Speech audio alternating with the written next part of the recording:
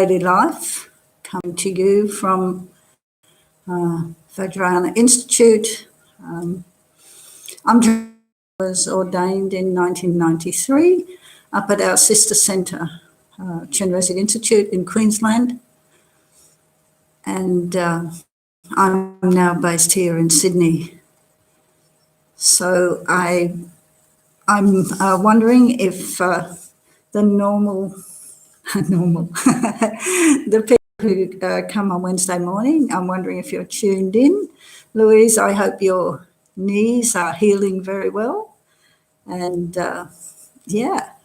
hopefully when this is all over, we can come back together here at VI.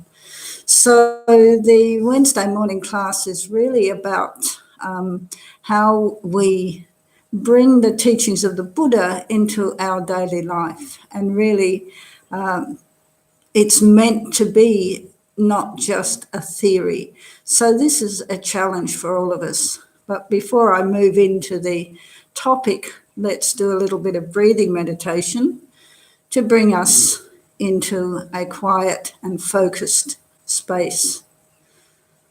So please sit comfortably, either on a chair or on a cushion on the floor, or even if you have a back problem, lying down on the floor.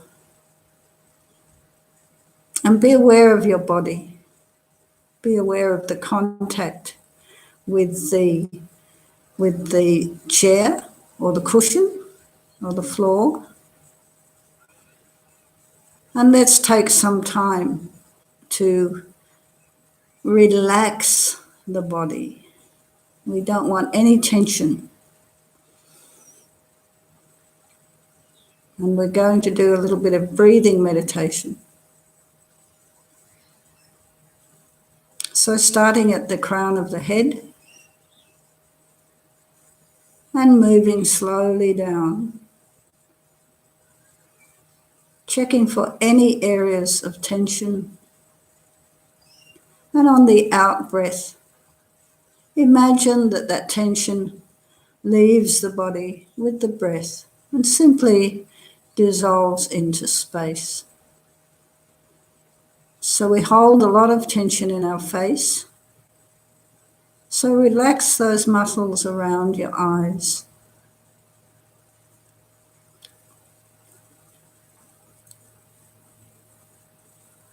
Relax the eyes themselves, moving down over the cheekbones. Relax the muscles around your mouth.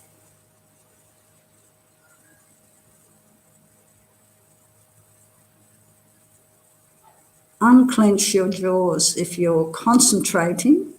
You may not be clenching your jaws at all, but often when we concentrate, we clench our jaws without realizing. So a good way to counter this is to have your mouth just very, very slightly open.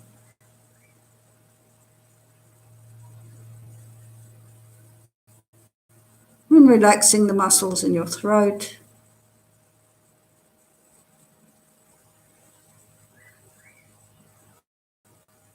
The base of your skull,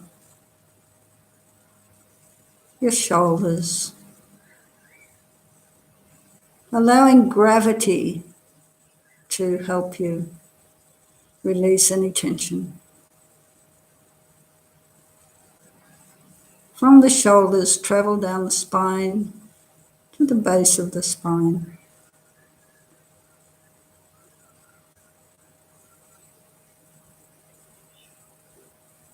Coming back to the tops of the shoulders,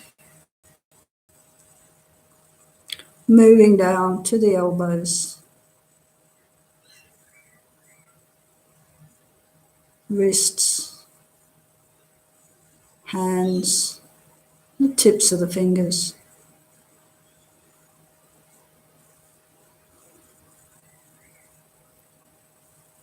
Checking for any tension in the chest,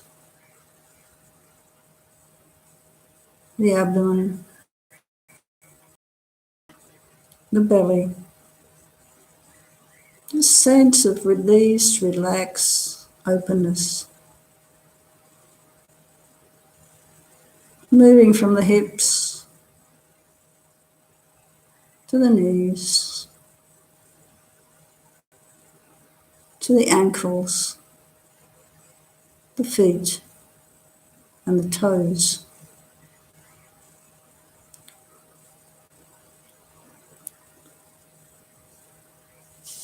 Checking your face again. So easy to hold tension in your face. You just need that sense of complete ease and relaxation, like a sleeping baby.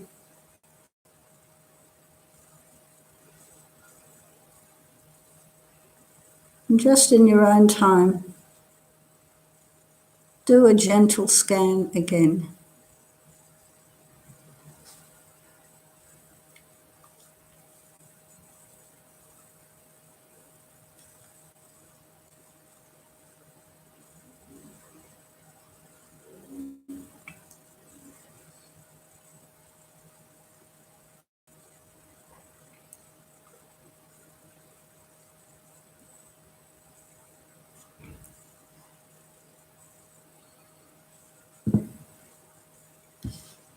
So now that we're relaxed and focused, let's do some breathing meditation, remembering that the only task we have is to keep the awareness with the breath. Anytime the mind wanders, don't get upset, don't beat yourself up. Notice that the mind has wandered, relax, and bring the awareness back to the breath.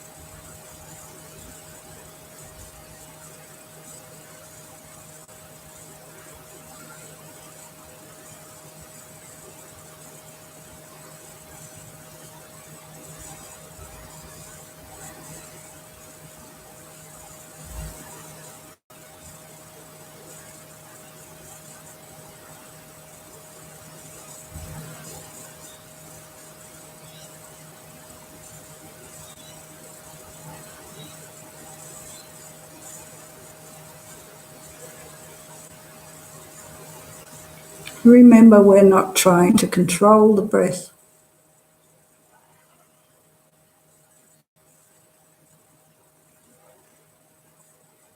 We're simply letting the body breathe.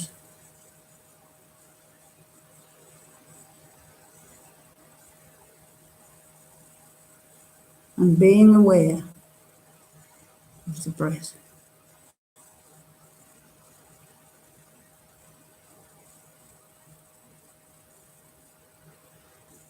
As much as you're able, stay with the whole of the in-breath and the whole of the out-breath.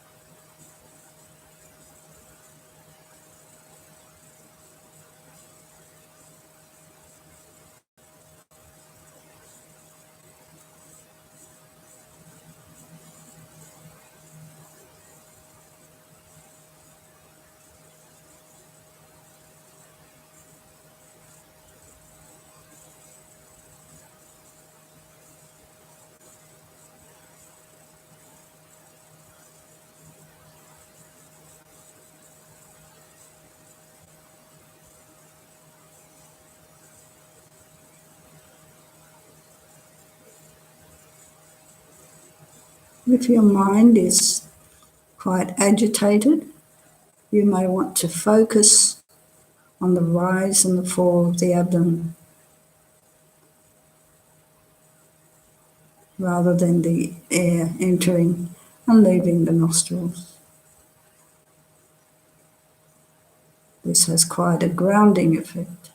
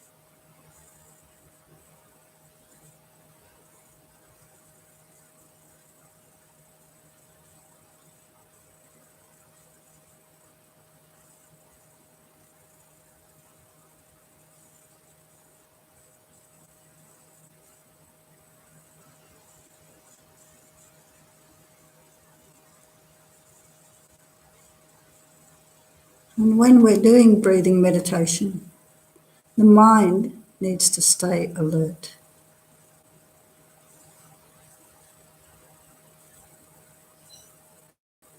And the body relaxed.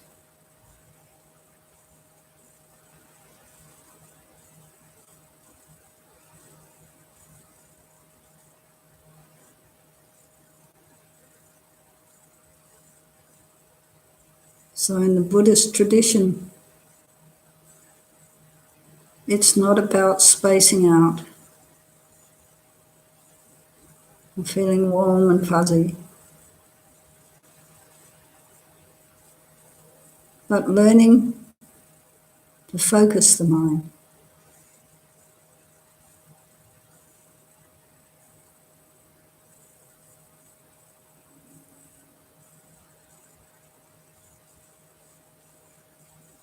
So that whatever task we're doing, whether we're meditating or studying or visualizing,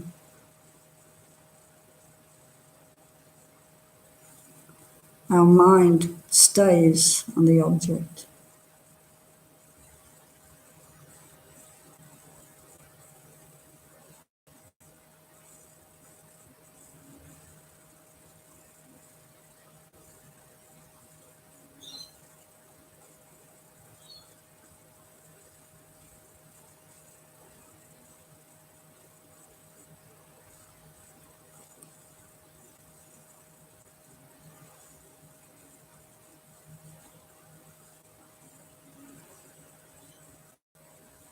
Because for most of this life, and according to Buddhism, who knows how many past lives,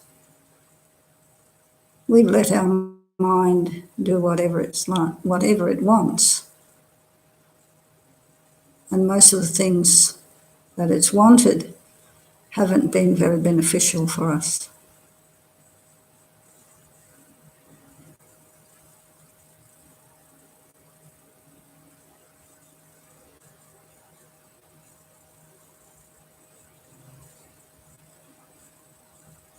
So instead of our mind running around here and there like a 2-year-old,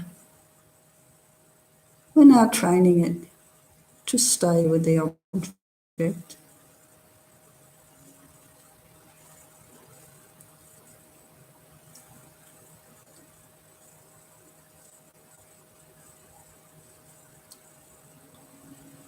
In the beginning, the mind doesn't really like this very much and keeps running away. However, we need to be persistent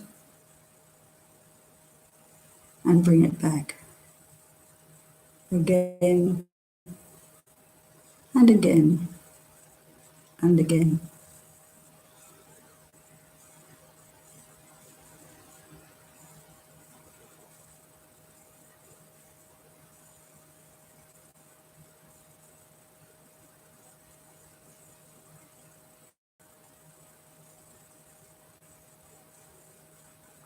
after a while, our mind gets used to this and actually comes to enjoy it.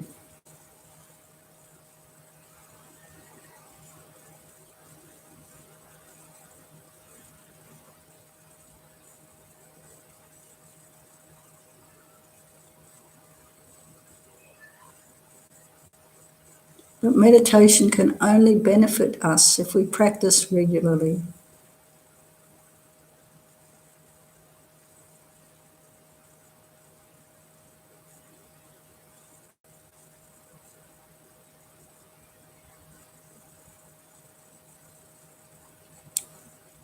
Then there will come a time when we won't feel quite right if we haven't done our daily meditation.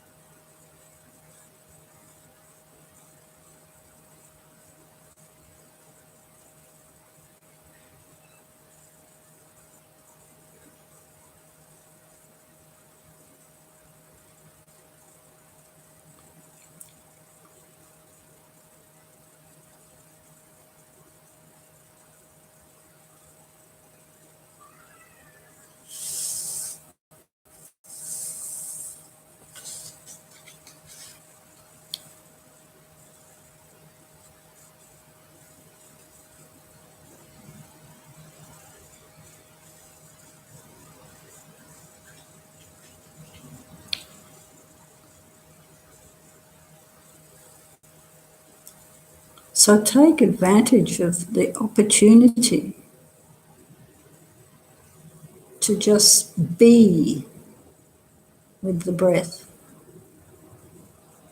and to not do anything else.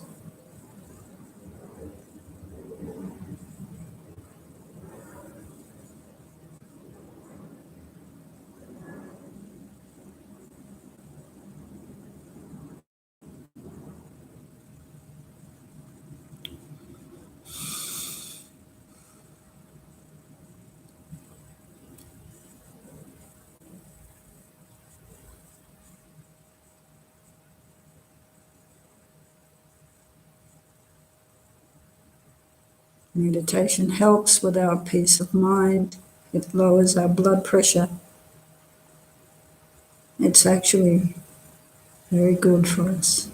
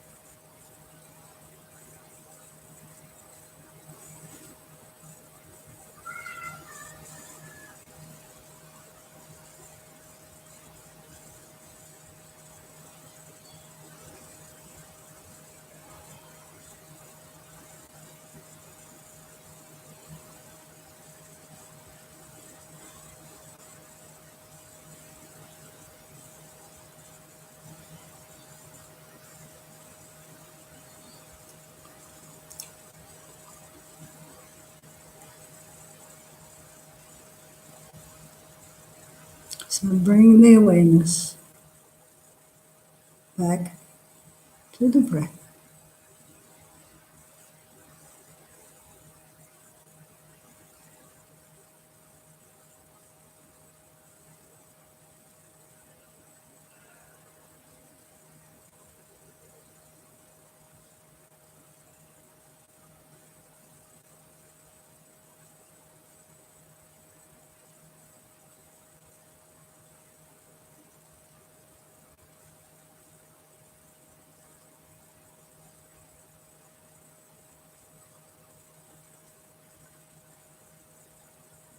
Don't fall back into the past and don't rush into the future.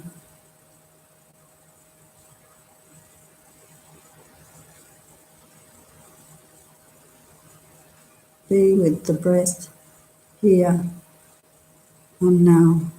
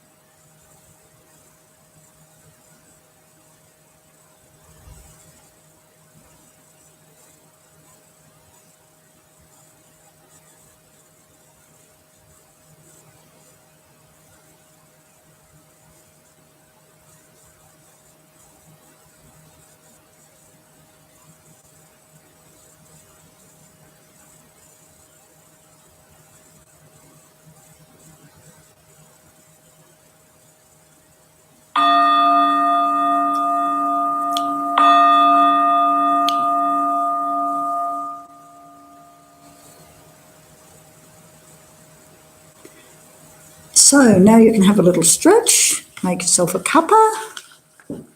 I hope everyone's well, and I think at this difficult time we need to stay calm and we need to be informed and we need to be cautious, but don't panic.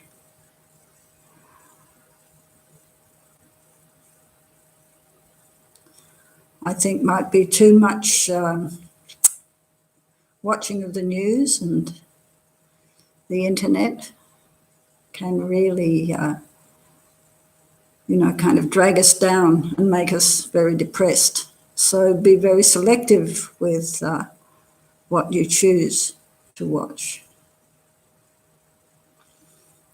So before we move into the actual topics, let's set a very positive motivation.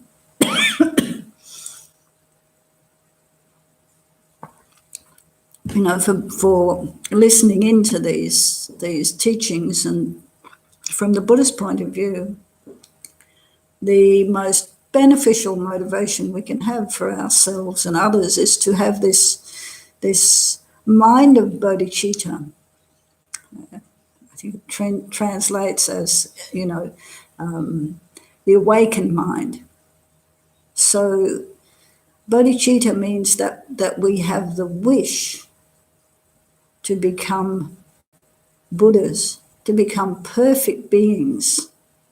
For what reason?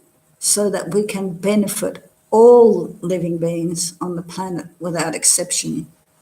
And why do we need to become for beings, all beings without exception, to be happy?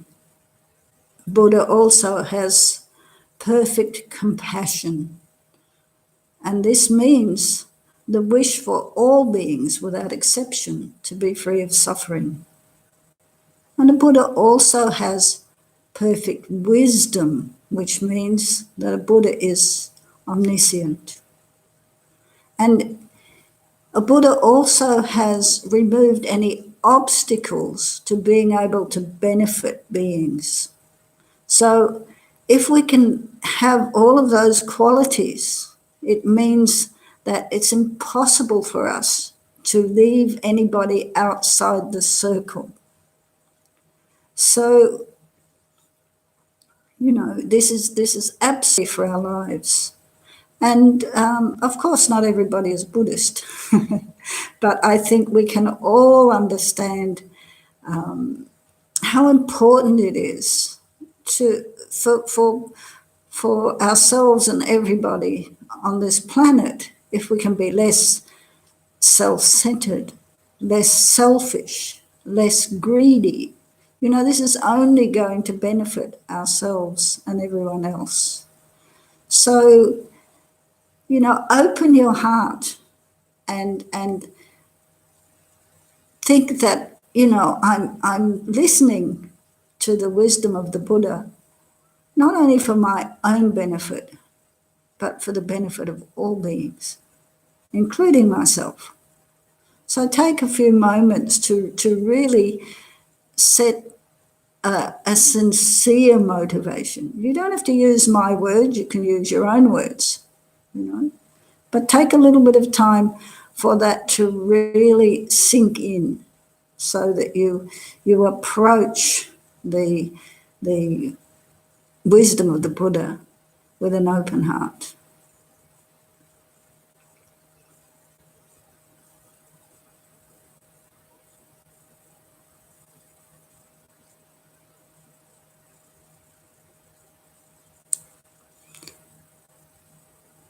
So we've been looking at a lot of topics. We've looked at the Four Noble Truths. The fact that the Buddha said that life is unsatisfactory. And this unsatisfactoriness has a cause. And because it has a cause, it can be removed. And the way to remove it is to follow the path that the Buddha set out. So this is an inner path, of course.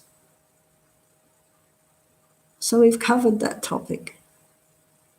And we've moved on to the three principal aspects of the path, which are renunciation, bodhicitta, and wisdom. So we talked quite a bit about renunciation.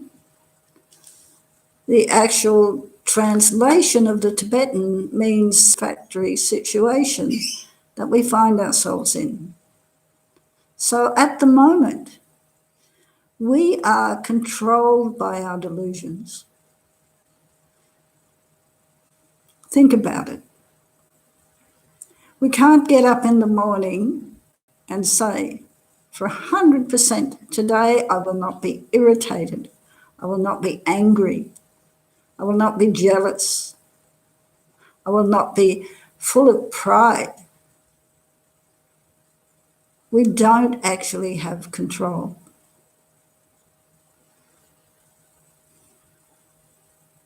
So we're not free. As long as we are controlled by the delusions, we are going to suffer. When the delusions take control, we harm others, and ultimately we harm ourselves. So renunciation is basically saying, enough already. I want to get out of, I want to be free from all of these delusions. So that is one of the ways of explaining the path that the Buddha taught, starting with renunciation. So we need to understand that our life is unsatisfactory. And then we develop a very, very strong wish to remove these delusions. In order to do that, we need to have awareness. We need to know what's going on in our mind. We need to be able to recognize the delusions. So when they arise, we don't deny them, we recognize them, but we don't allow, if possible, we don't allow them to take control.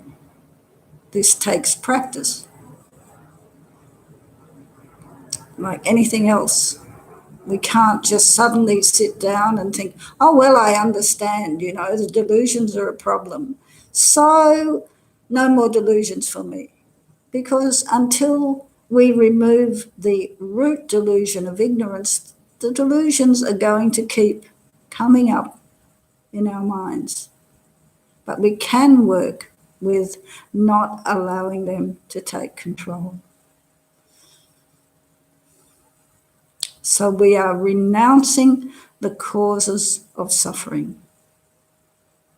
So one of them is delusions and the other one is karma.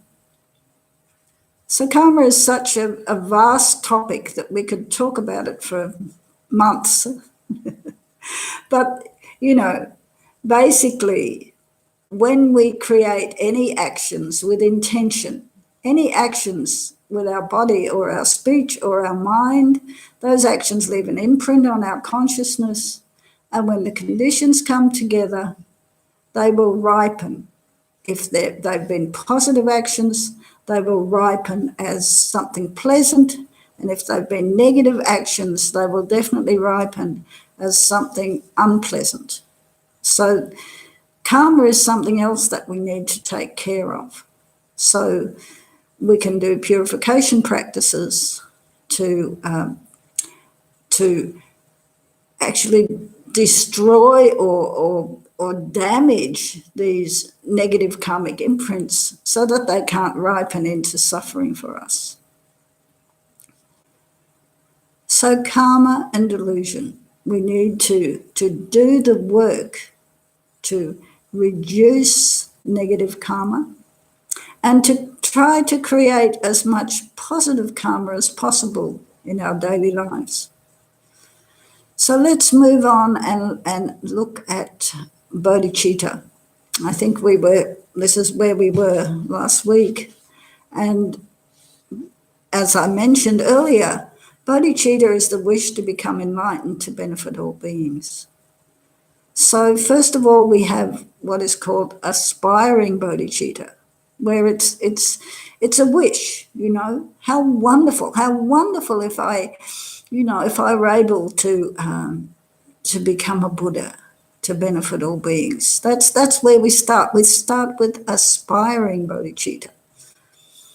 And then as we learn more and more, and we are more and more moved by this incredibly altruistic mindset, we can actually take the bodhisattva vows.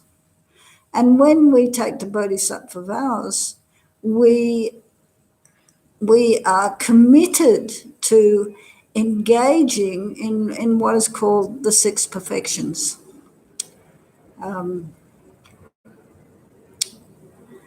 And there are many bodhisattva vows. And when you take the vows, you're usually given information on this, and it's a very good thing to read every day to keep yourself on track. When we've taken the bodhisattva vows, we use the six perfections as a sort of a guideline for our lives. And the very first one is generosity. And it's interesting that the Buddha started with generosity, because it's meant to be the easiest of the six perfections. And there's a story of, I forget who it was, it's kind of irrelevant who it was, but somebody approached the Buddha in the time when the Buddha was still on this planet and said, I have a terrible time with generosity. And the Buddha advised him to take a small coin and pass it from one hand to the other continuously until he got used to doing that. And then eventually to come to the point where he would be able to actually give it away. So I think that shows us that everything needs practice. Maybe some people don't have a problem with generosity. Maybe some people do. We have to be, everything comes back to motivation. When we're talking about positive deeds and creating positive karma, if we are quite wealthy and we decide to give away, 2 million to whatever, some particular cause, and we make sure that, it gets out in the newspapers and everybody knows about it, and, so that people think, oh, how wonderful. That is practicing generosity, but it's not going to be very beneficial for your spiritual life, because it is mixed, with pride and wanting acknowledgement. Whereas somebody who quietly gives even a small amount of money to another person to help them out and says nothing about it, that's much more powerful. So let's look at generosity. There's a few different types of generosity. Yeah. The first one is giving material things. So it's very good to give material things to help people in need. And the results of giving material things, such as food and clothes, and things that sustain health and benefit your body, The result of this kind of giving is that in the future, you will become wealthy. But of course, your motivation is not to become wealthy for the sake of wealth. But when you're wealthy, you're able to help lots of people. And everybody appreciates a little bit of help from time to time.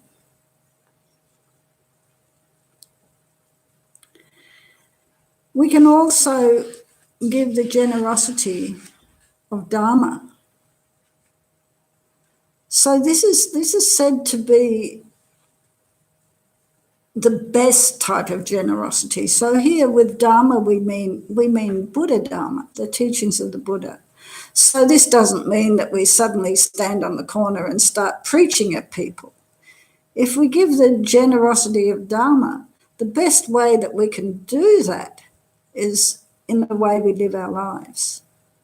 If we practice ethics, and we practice kindness, and we practice tolerance,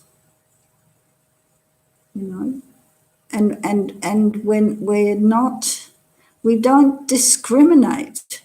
We are generous to everybody without exception.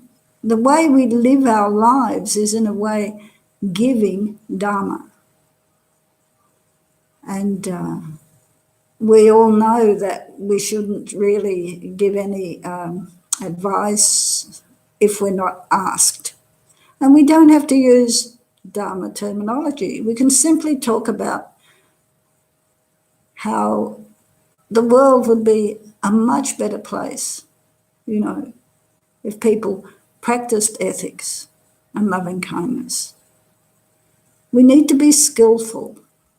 In Buddhism, we're actually not allowed to run around trying to spread the Dharma.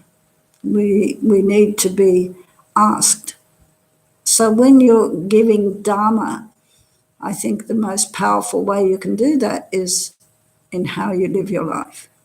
And if people ask, if people want to know about Buddhism, then you can whatever knowledge you have yourself, you can share that with them, or you can point them in the right direction. You can recommend some books, and so on. So the giving of material things, the giving of Dharma. So the results of that are that in the future, you will always have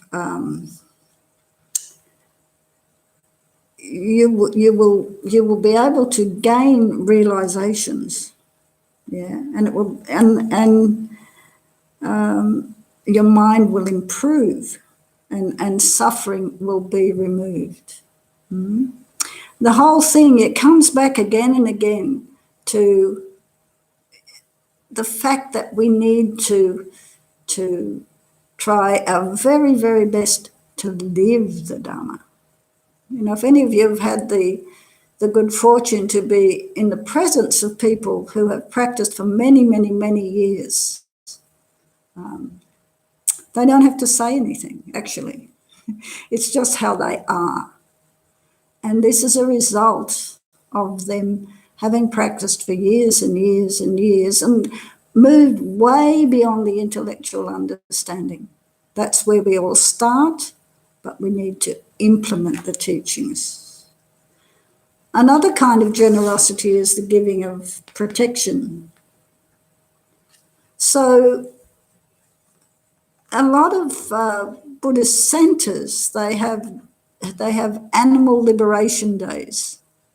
So what they do is they go and they go to places where they sell worms, earthworms, crickets, and creatures that are going to be killed. In Nepal, they buy lots and lots of fish, and they keep them alive, and they release them into the river. So that's very, very beneficial, because you are saving lives. Yes, you're protecting, you're saving lives of sentient beings,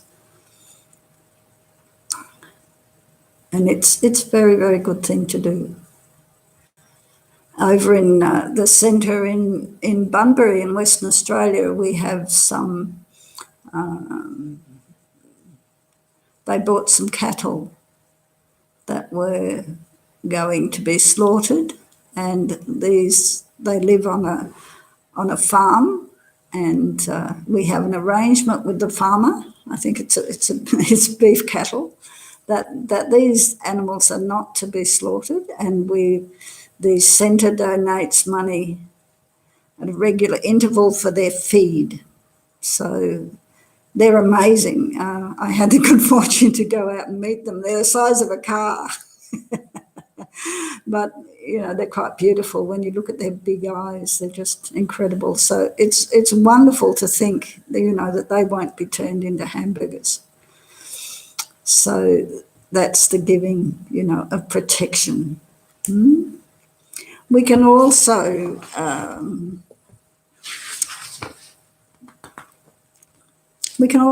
give love, which is the wish for beings to be happy.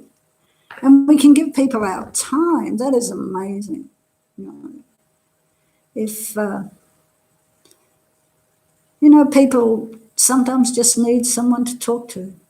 It can make such a huge difference in our lives. Just giving somebody a smile. So we need to think about this practice of generosity and how we can do that in our lives. So I think the way this works, this is only my second time on the net, is that you can actually type in some questions and I can answer. When everybody was here at the centre, it was very interactive, and now we're adjusting to this new way of getting together. So if anybody has got any questions or comments, please feel free. I think you just type them in and they'll come up on my screen, and I'll do my best to address them. Okay.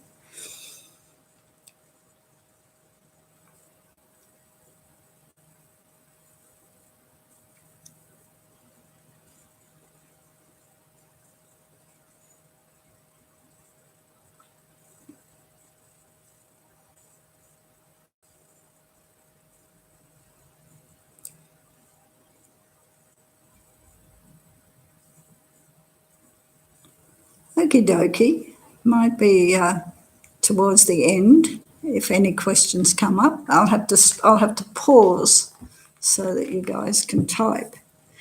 So after generosity comes ethics.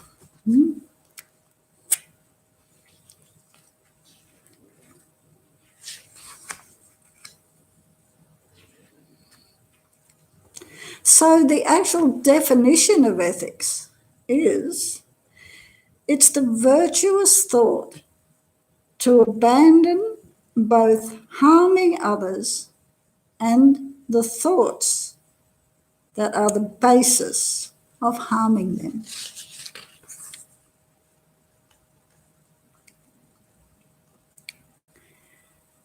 Also, when we practice the six perfections, we practice them, we never forget that the basis is bodhicitta.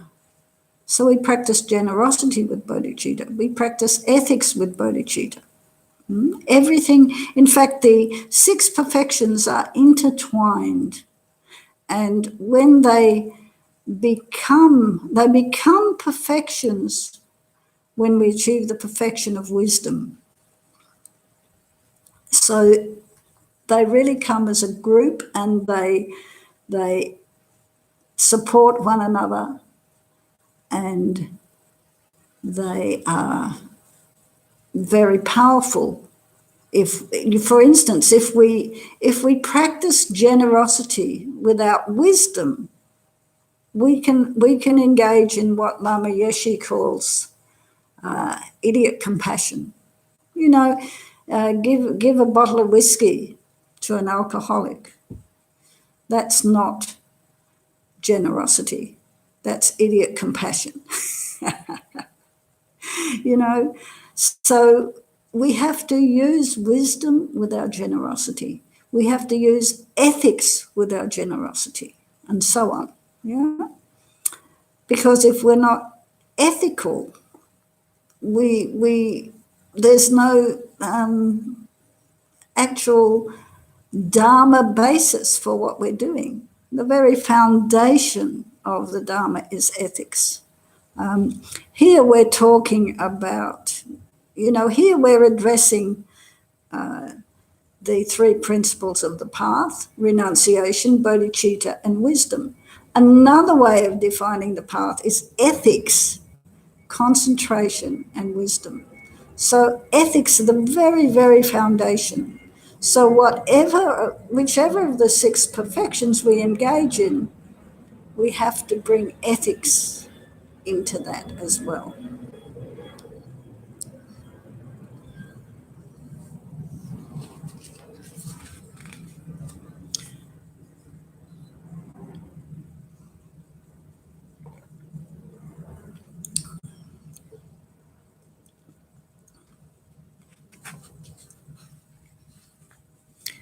From the point of view of looking at future lives, ethics is the main reason that we actually can take a perfect human rebirth next time round. So it's good for us, it's good for everyone else.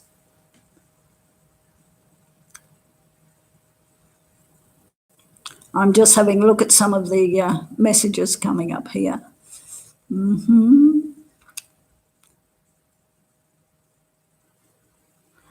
Okay. Okay, there's a few questions here now.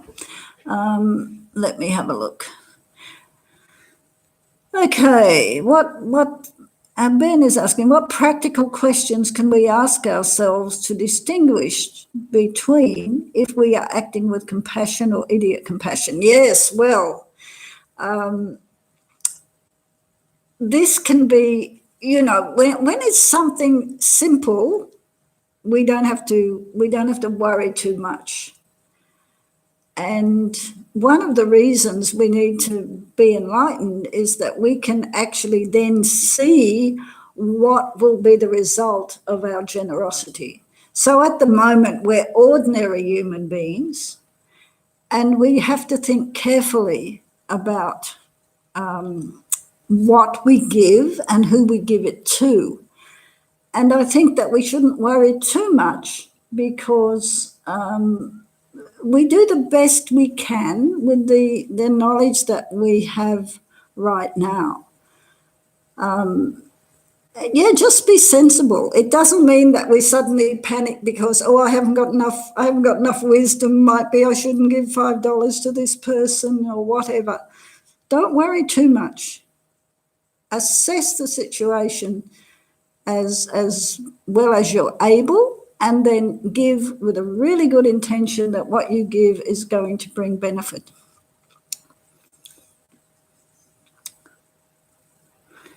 Yeah. So I hope that makes sense.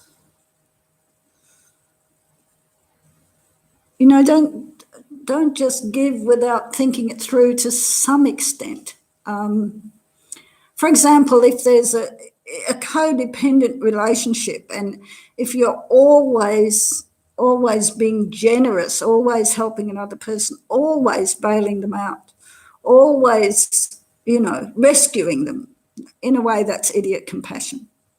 Does that make sense? Then we are not. This is an easy kind of trap to fall into. As parents, or even with people we care very deeply about, we can make the mistake of again and again rescuing our children or this friend, and we are not actually enabling them, we're disabling them.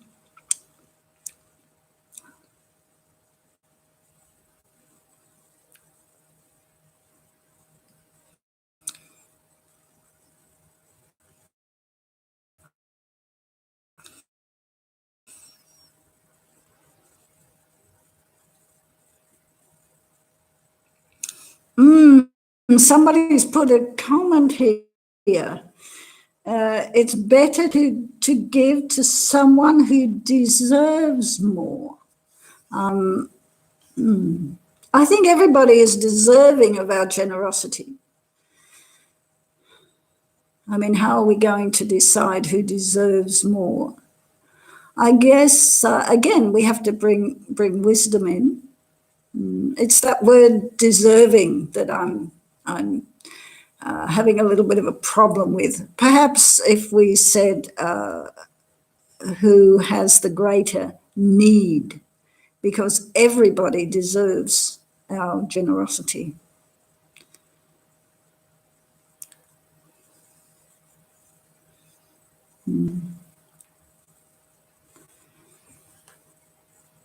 So if anybody's got any thoughts on that, you can just type them up.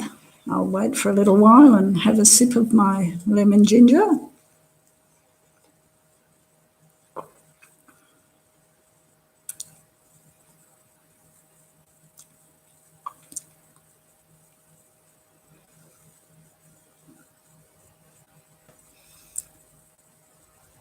Yeah, Ben, I think, as I said, it's the word deserves.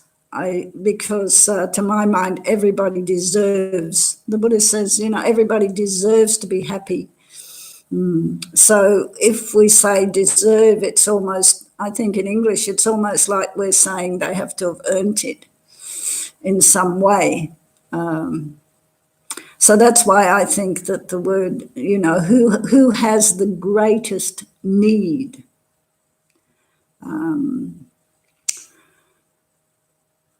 I know when I'm in Nepal, I go every year. There's a lot of beggars in Nepal, and if I gave to every single beggar, I wouldn't have any money left, and I'd have to sit down and join the queue. But I try to look at those people who have genuine problems, the lepers, the people who are blind, and so on. I did have a lady approach me and say, could I buy her a good phone so she could take pictures of her children? So I didn't think that was a particular need. I thought it was better to give to those who are blind and so on. I hope that makes sense.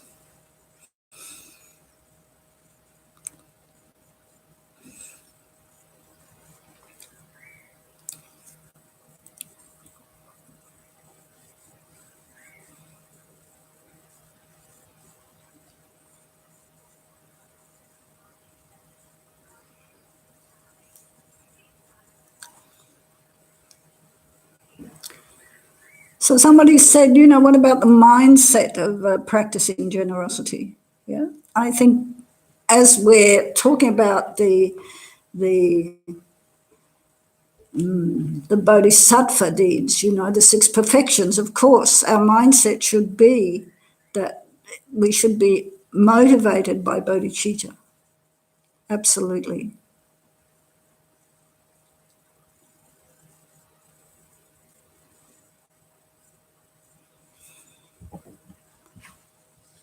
Okay, so let's go back to ethics.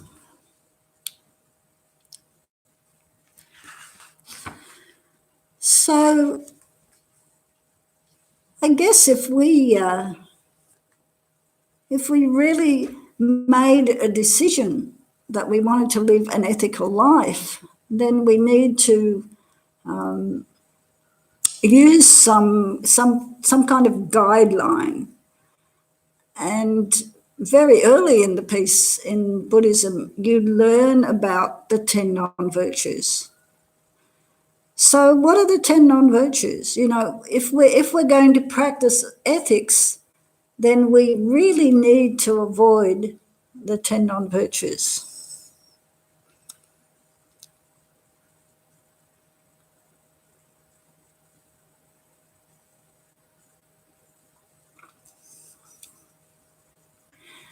So there's three that are connected with the body. So they are killing and stealing and sexual misconduct. So sexual misconduct means any kind of sexual activity that is harmful to yourself or another person. So we shouldn't use our sexual energy to manipulate people. You know, we need to be wise and kind and compassionate. We have to think about what the consequences will be when we engage in sexual activity. We have to grow up and we have to be mature and sensible and make sure that our sexual activity does not harm anybody. Then there's the negativities of speech. So there's lying, there's harsh speech. They're pretty straightforward, aren't they? Lying and harsh speech. Divisive speech. This is one of the worst non-virtues. This means engaging in speech that causes a friendship to break up or causes a schism in the Sangha. That's one of the worst non-virtues that you can engage in. And then there's idle gossip. Now, idle gossip is very dangerous because we do it all the time. You know, we sit around and talk, and then somebody mentions, I don't know, some politician or some person, and then everybody is dumping on that person. Idle gossip is very, very dangerous. And Geshe Tashi Sering, I hope that aeroplane noise is not too loud for you guys. I'll wait for the plane to go.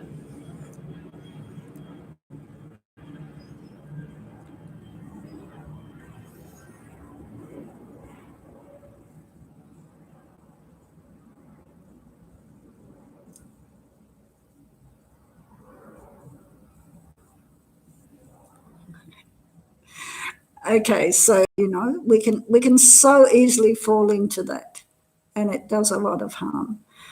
And as I was saying, one of my gurus, in reply to a student's question about why do we have to recite the mantras, you know, in a way that we can actually hear it, and he said because that helps purify the negativities of speech.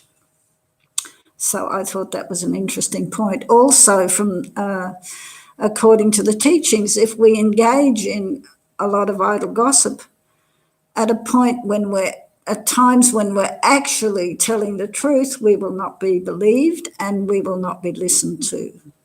So I thought that was very interesting. Oh, thanks, Ben. I'm glad the plane is not too bad for you guys. It's certainly very noisy for me. Okay, so now we've got the non-virtues of speech and then the non-virtues of mind. So the non-virtues of mind are malice and, you know, I've got a mental blank.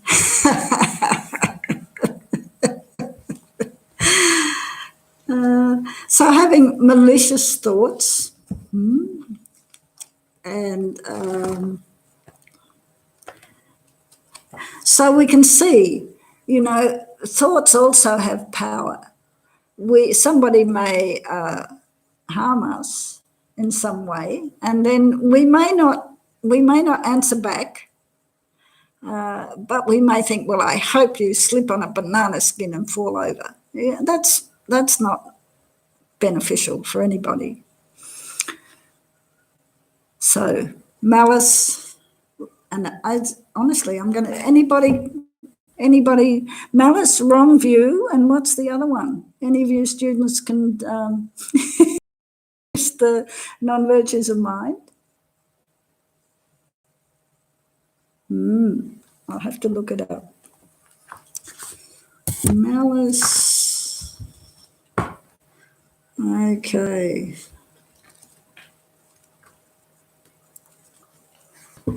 Non-virtues of mind. help?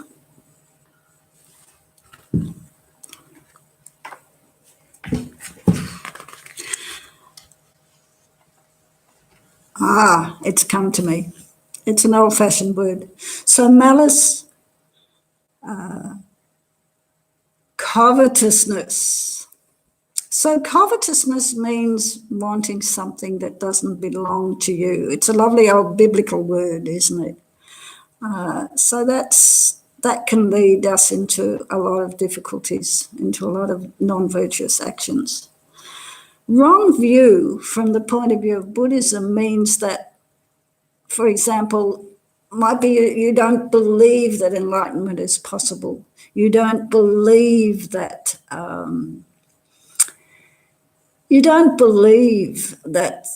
there's such a thing as cause and effect, so you can do whatever you like as long as you don't get caught. Yes, and part of your mind. So if you thought like that, you wouldn't even make an attempt to remove the delusions. So what we can do,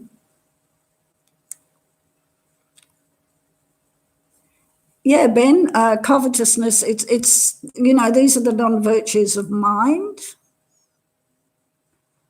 So, we start off by seeing something, and then the next thing is we want to work out how to get it. So that starts with the mind. Yes, these are the non-virtues of mind. Covetousness, malice, and wrong view. So I can see, I'm just checking the time here. Okay. So what we can do if we commit to the practice of ethics, we can have this list in front. We can have a little list. We can learn it off by heart, whatever you like.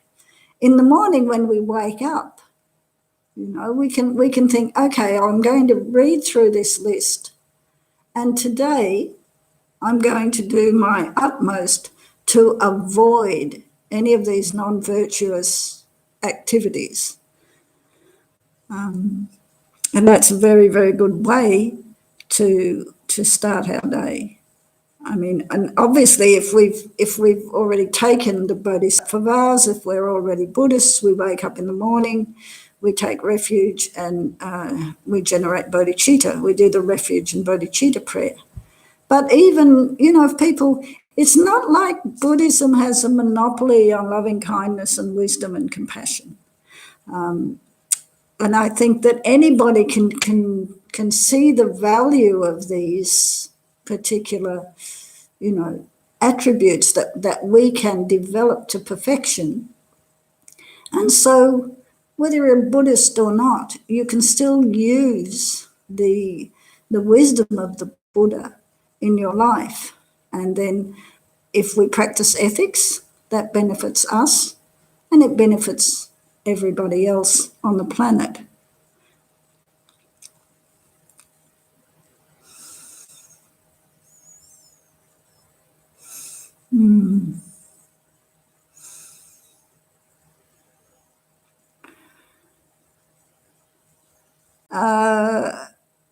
I don't know. Hi, Ray. Somebody's asking, didn't the Buddha say the highest punishment is to ignore? No, not as far as I know. I mean, I haven't studied the 84,000 teachings of the Buddha, but that doesn't ring a bell.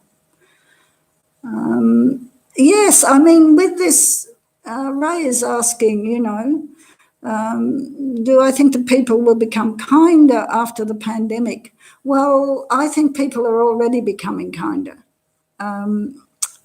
I found a little note in our letterbox the other day, and it said, dear residents, we are your neighbours. If you need any help, please ring us.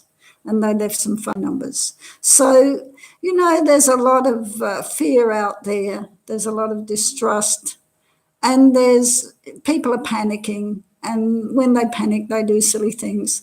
But I think overall, there's this incredible sense of being supportive of one another. And I think that's wonderful. And I think every single one of us should keep that in mind. do whatever we can to help others, even if it's just staying home, but staying in touch with our friends, checking up, seeing how they are. If they're interstate, with the borders closing, there's not much we can do. But kind words of encouragement, I think, and keeping our sense of humour, very, very important. So, that's a type of generosity, isn't it? Giving people, sending kind thoughts.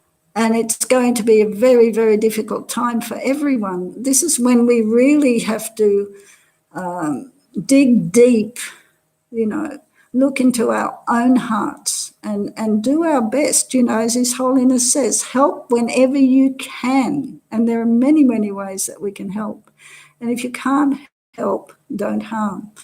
Pretty simple.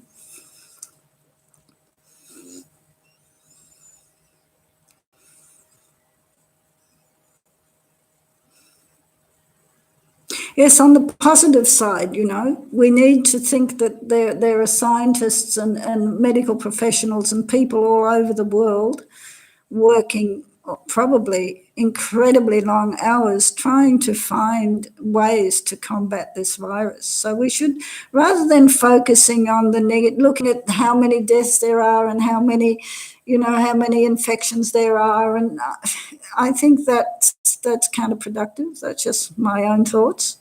But focusing on the fact that there's lots of people with a lot of knowledge that are working very hard to find some kind of a cure and the best ways to prevent the spread. And we can definitely do our part by, the hand washing, and don't go out unless you really need to.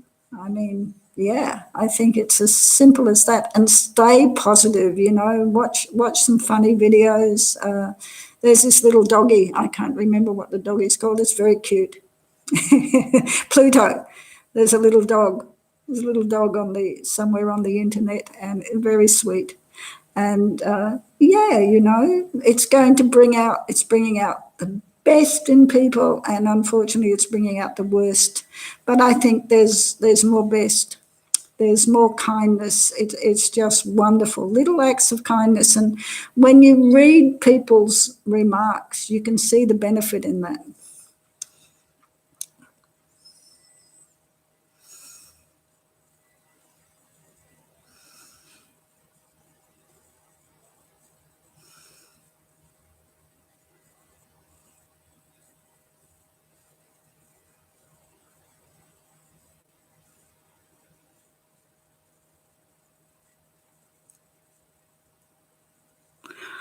Oh, hi, Sean. An interesting point here.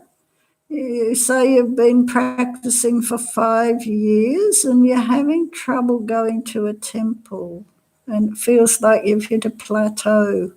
I presume you're not meaning that you're having trouble physically going to a temple.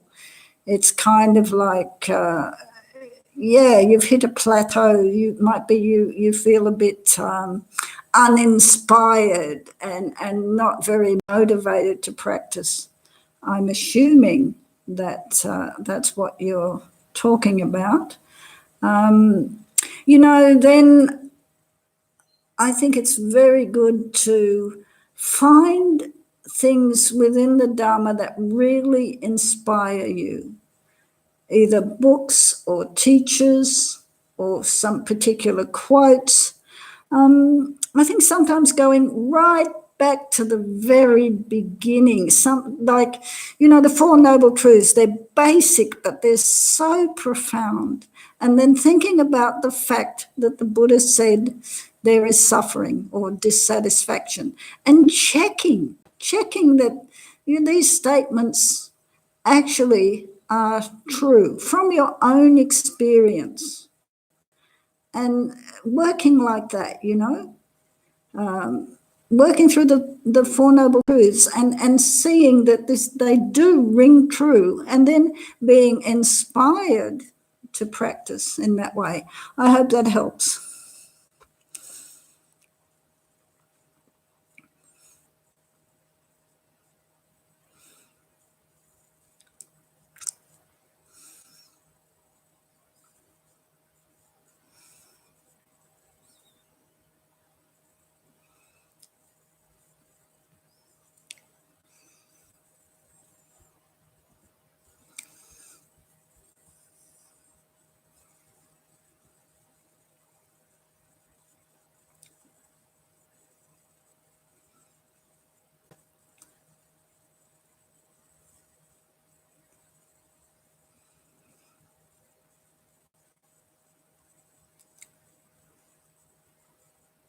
I'm just checking the live chat here. Okay, so let's move on from ethics, or let's just look at the importance of ethics. Imagine if everybody on the planet decided not to steal. How amazing would that be? Of course, it's never going to happen, but we can be part of the solution rather than part of the problem. Sometimes people say to me, look, I'm just one person and it doesn't really make much difference. So what I'd like to say in response to that is, okay, you're only one person and there are about 7 billion people on the planet. So if you have decided to follow ethics in your life, not one of those people has to worry that you will ever steal from them, that you will ever kill them, that you will ever lie to them, and so on, through the whole of the non-virtues. So that's really quite an amazing thing when you think about it. What else is coming up here?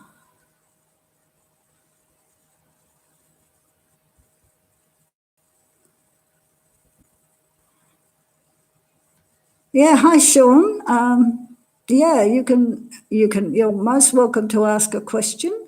I'll do my best to answer it.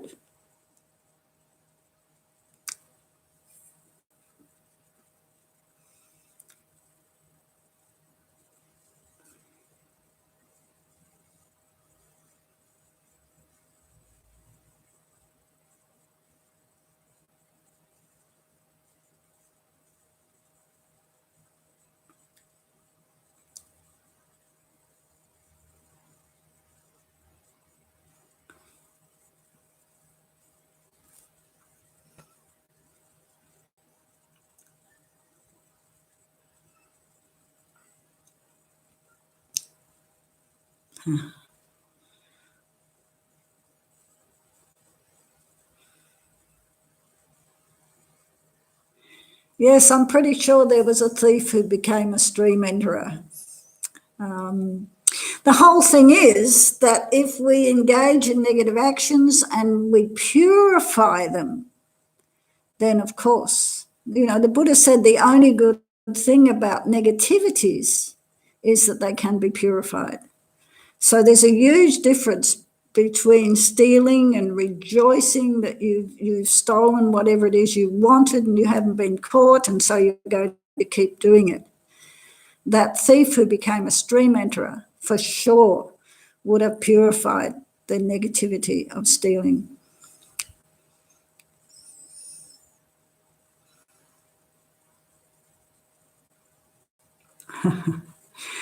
Hi, Sean. Shunyata, well, I'm definitely not qualified to teach on emptiness.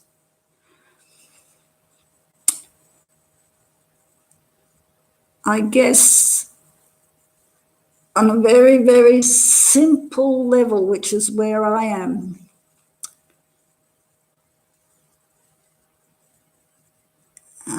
the word emptiness in English, it makes you think that it's very nihilistic, and it's not what emptiness means. Emptiness means that everything is empty of existing independently. So that's a good thing to start with. Spend some time trying to find something that exists independently without depending on anything else whatsoever. So if we take ourselves, we came into existence in dependence upon our parents, our physical body. Our mind stream came from the previous life. We continue to exist independent on food and water and medicine and countless things. It can go on forever and ever. So it might be thinking like that to begin with.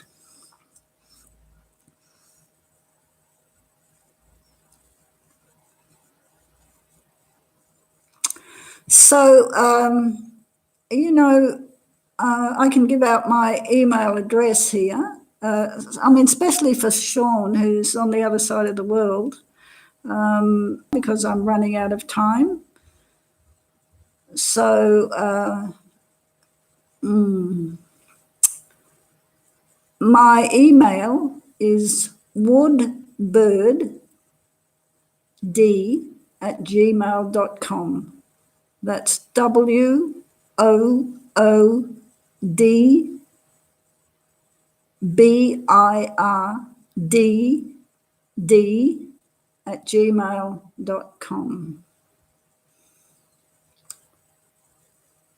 So if any of you want to contact me or you've got other questions, you can email me. And I see we've only got 5 minutes left. So might be we'll just stop for now.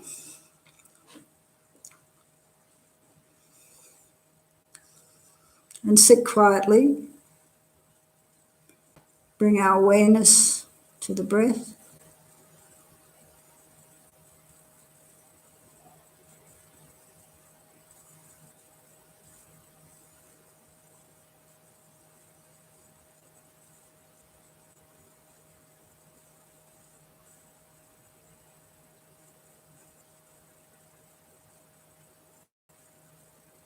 And then now let's dedicate the positive energy that we've all created by taking part in this morning's class, if we want to call it that. We've created a lot of very positive energy. Let's imagine that as a sphere of beautiful white light at our heart chakras. And let's send it out to those who are near us, those who are living in Sydney, those who are living in Australia, New Zealand, just expanding that sphere of light until it covers the whole planet. And let's have a wish that as the light touches all the living beings, that they experience just a little bit of peace, and that everyone is able to stay calm and focused. Those who are sick get the help they need. Those who have lost loved ones get the support that they need. Those who are hungry find food. Those who are thirsty have beautiful drinks. You know the prayer of Shantideva, that all beings everywhere have what they need, emotionally, spiritually, materially. And may people find a strong sense of community in this difficult time. And may we all do our best to help one another. Thank you very much for being here. Stay well, stay safe, and look after yourselves. And see you next week, if not before. Check our program. The whole program is now online. So take advantage of being inside, and you can really throw yourselves into some serious Dharma practice. May you all be well and happy. Thank you so much.